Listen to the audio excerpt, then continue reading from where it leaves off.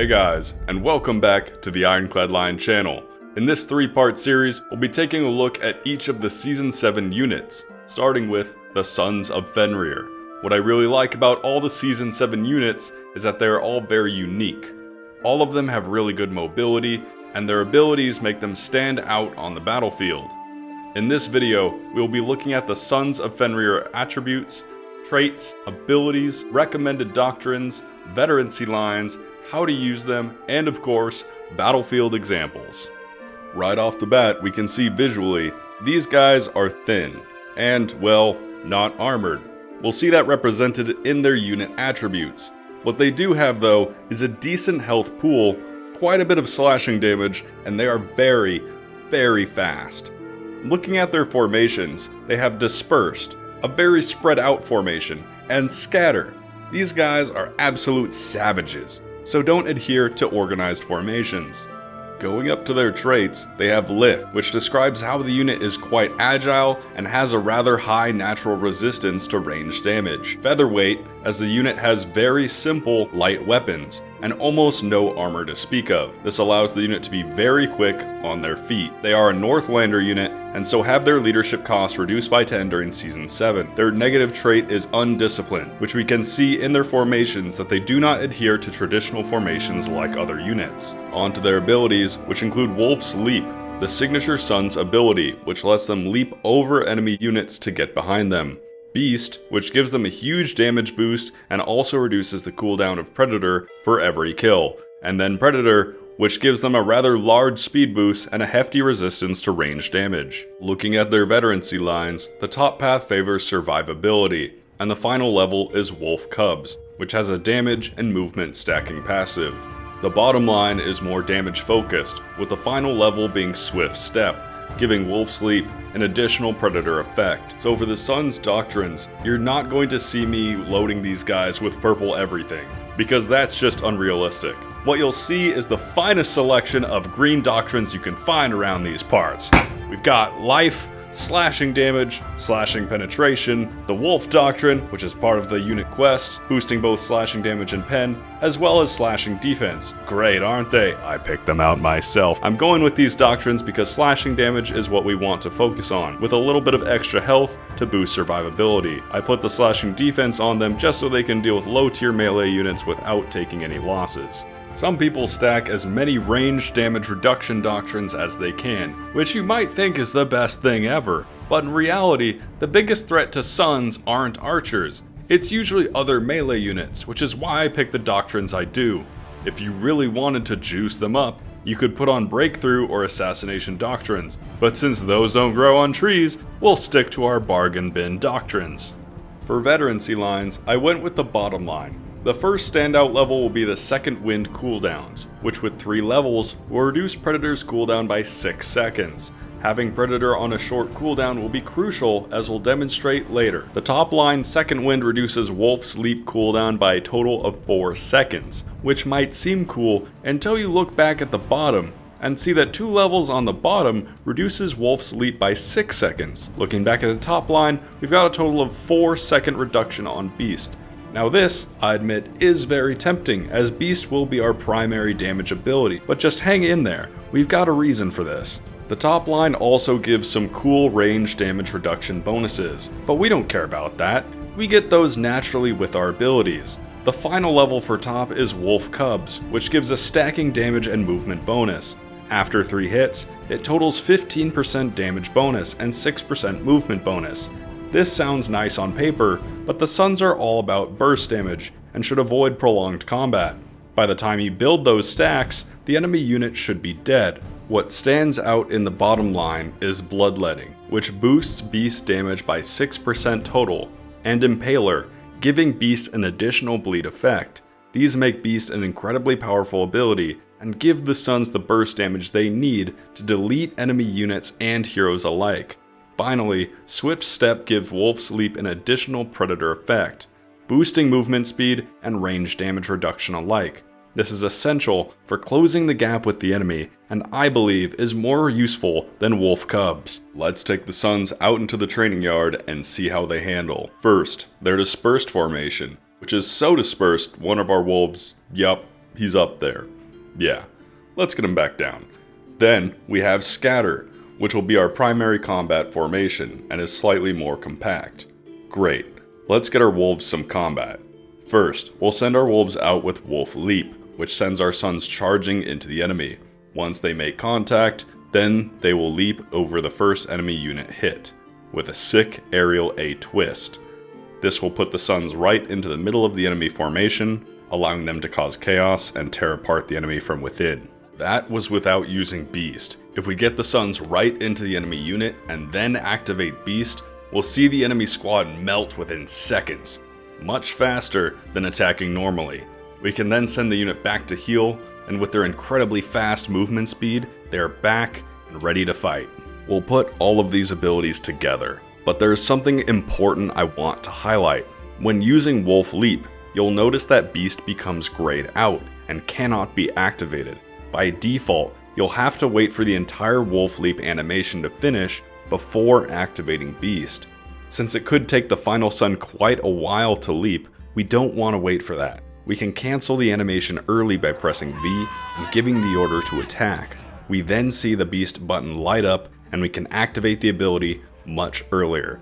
This allows the sons to get behind an enemy formation and get to tearing them apart much quicker. Once the enemy unit is dealt with, we can use Predator to give the sons a speed boost to hide or to run back to a supply point. What if we didn't cancel the Wolf Leap early?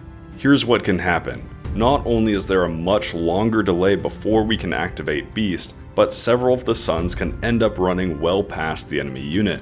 While they may be fast, sons will die quickly if isolated, and perform much better when fighting as a wolf pack. See what I did there? Let's say that Wolf Leap is on cooldown. You can still use Predator to close the gap, then activate Beast once in melee range. However, you run the risk of hitting an enemy formation head on, which is a quick way to lose a good portion of your sons if you are not careful. With enough kills from Beast, you should have Predator available again, which you can use when you gotta go fast and get your sons to safety. With Predator activated, the sons become the fastest infantry unit in the game and can often match a horse's speed.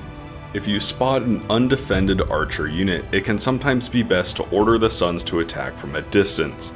A lone unit draws much less attention than a hero, and you can often snipe units before their commander can react. Just make sure to use Predator and get your units out before enemy reinforcements show up. All great on paper, but let's see how the sons perform in the field. In Harbor City, I take my sons for a quick run around to the side alley of an enemy advance. I spot an enemy archer squad with a short bow hero, and get my wolves into position with Predator. Once ready, I order a Wolf Leap into the archer unit while keeping the hero at bay. Once properly tearing apart the enemy unit, I activate Beast to melt the enemy heroes down. Keeping the heroes immobile for a few seconds is all my wolves need to kill them. A point I'd like to emphasize is just how capable the Sons of Fenrir are at killing heroes when using Beast. On the defensive border fort, I've taken my unit outside the walls to go harass the enemy team. While I hop off my horse to heal myself, I was surprised to see an enemy Nadachi player thinking he could solo my unit. With a quick turnaround, I activate Beast and you can see the Nadachi health bar disappear. He tries to roll away, but his fate is sealed. The Sons of Fenrir are the ultimate flanking, archer hunting unit.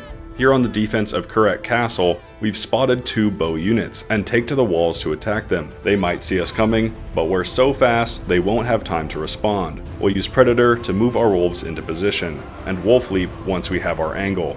We'll leap cancel, then Beast to melt the enemy unit.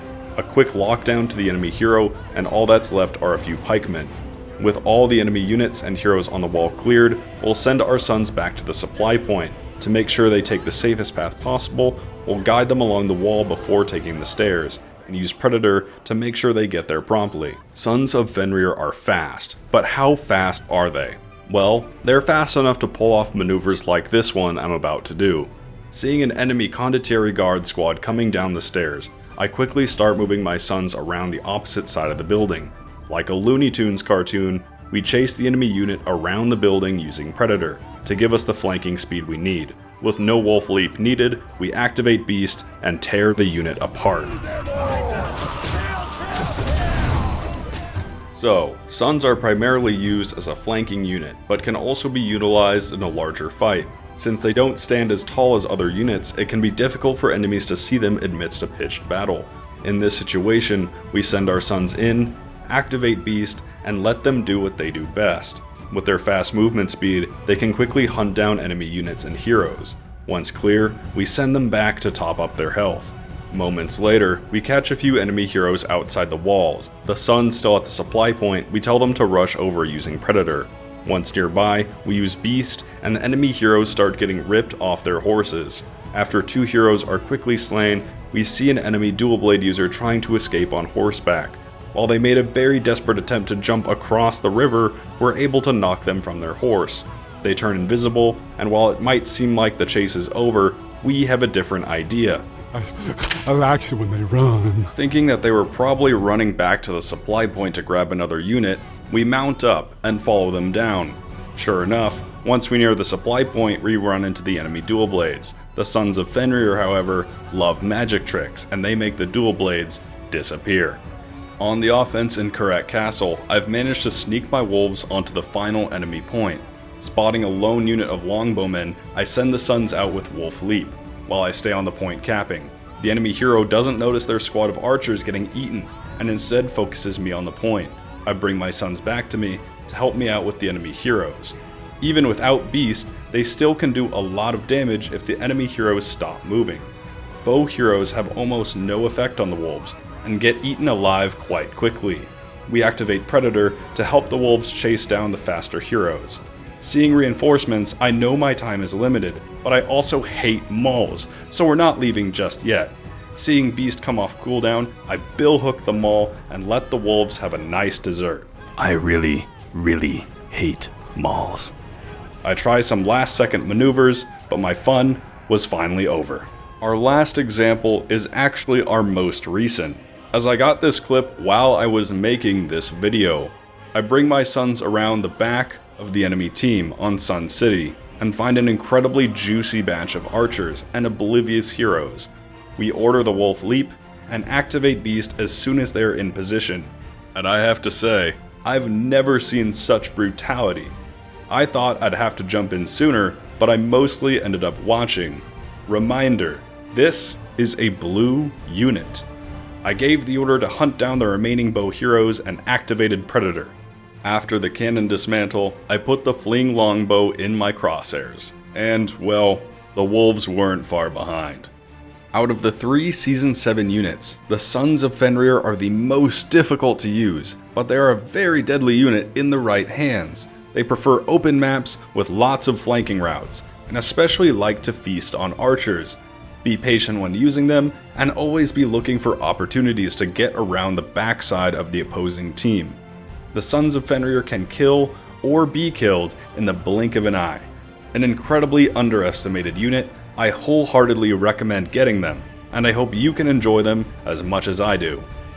If you enjoyed this video, I'd appreciate it if you hit that like button, subscribe to the channel, and share this video with anyone who wants to learn about the Sons of Fenrir, or anyone who doubts their ability.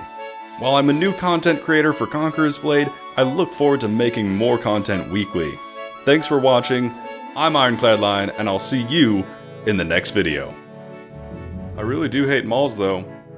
It really be like that sometimes. Just, like I despise them. Like they're the worst thing ever.